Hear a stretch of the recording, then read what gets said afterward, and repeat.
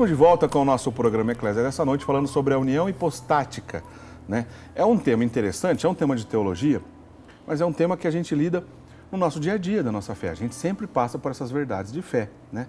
Em 30 segundos, Padre Wander, o que é a união hipostática mesmo? É a união na segunda pessoa da Santíssima Trindade das duas naturezas, a divina e a humana. É 100% Deus e 100% homem. Então, toda vez que eu pensar em união hipostática e pensar em Jesus 100% Deus, 100% homem, a gente está falando da mesma coisa. Da mesma coisa. Legal. Agora, foi interessante a nossa discussão no primeiro bloco, e aí eu deixei uma pergunta no ar que queria passar para o senhor responder aqui nesse momento, então, no nosso segundo bloco, que é justamente sobre e a hora da cruz, né? E nosso Senhor Jesus Cristo, então, que possui duas naturezas, porém uma só pessoa, e que essas naturezas, obviamente, não se convergiam, mas em Cristo tudo é perfeito, era também uma união perfeitíssima. Agora, na cruz, nosso Senhor Jesus Cristo morreu também a sua natureza divina ou apenas a sua natureza humana? Deus poderia morrer na cruz? Eric, vamos deixar claro isso, hein? Senão nós vamos cometer uma heresia. Deus não morre. Quando nós falamos da morte de Deus, é claro que é uma forma de dizer que a natureza, na segunda pessoa do verbo, a natureza divina estava unida a uma natureza humana e unida perfeitamente. Portanto, tudo o que era próprio da natureza divina foi comunicado à natureza humana e tudo o que era próprio da natureza humana foi assumido pela natureza divina. Portanto, a natureza humana ganhou da natureza divina um valor redentor. Todos os atos, olha, o que a doutrina católica definiu? Que todos os atos do verbo feito homem são teândricos. Vamos explicar o que é isso? Todos os atos do verbo da segunda pessoa da Santíssima Trindade feito homem, do verbo encarnado, são teândricos. O que significa isso?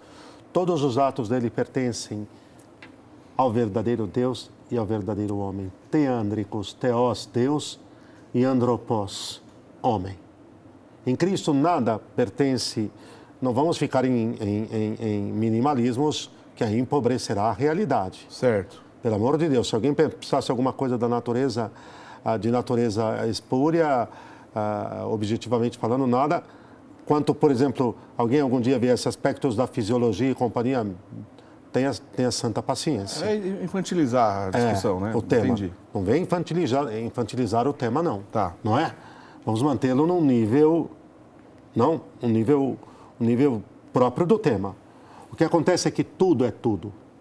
O que é tudo? Todos os sentimentos, todos os pensamentos, todas as palavras, toda a obra feita na segunda pessoa do verbo feito homem, pertence às duas naturezas. Portanto, na cruz, ao morrer, é claro que quem morre é a sua natureza humana, mas essa morte, ela, por causa da perfeitíssima união com a natureza divina, ela pode ser chamada de a morte de Deus por nós. Deus morreu por nós. Porque aquela natureza que morre, ela está perfeitamente unida a Deus. Por isso, por que nós dizemos, Eric, o sangue de Jesus tem poder? O sangue materialmente falando, humanamente falando, teria algum poder de vencer o demônio, de vencer o pecado, de vencer as enfermidades espirituais? Por que aquele sangue tem poder? Mas isso até os protestantes falam. Eles negam a natureza humana de Jesus, mas falam que o sangue de Jesus tem poder. E rezam em nome do sangue de Jesus. No mínimo, uma incoerência, né? Não, sempre. Toda heresia é sempre uma incoerência. Como a heresia protestante só pode ser incoerente. O sangue de Jesus tem poder. Mas pera lá.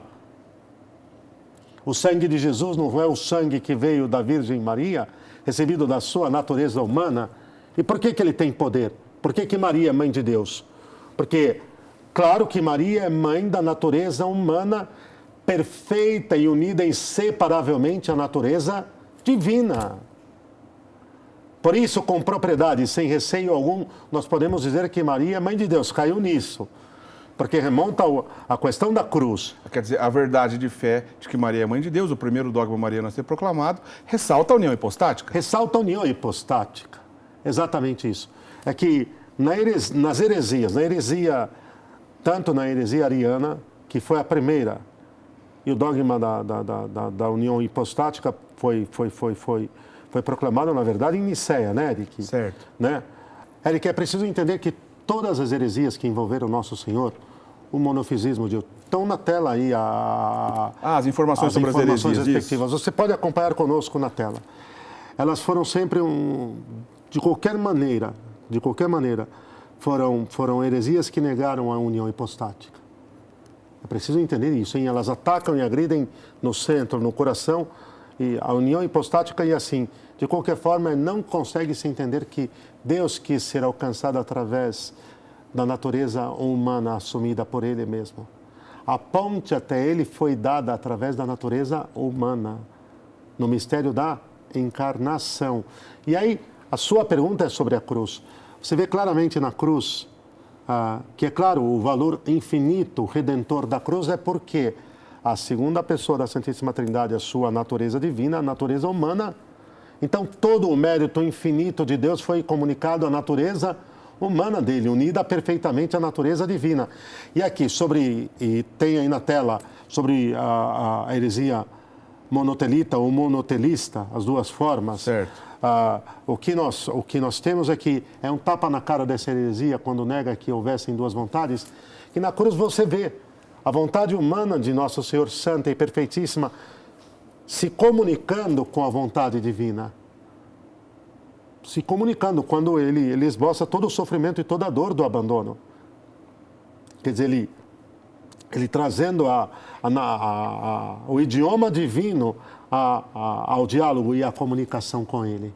Claramente, uma coisa belíssima. Agora, o que é imolado na cruz, em seu santíssimo corpo, é a sua natureza humana.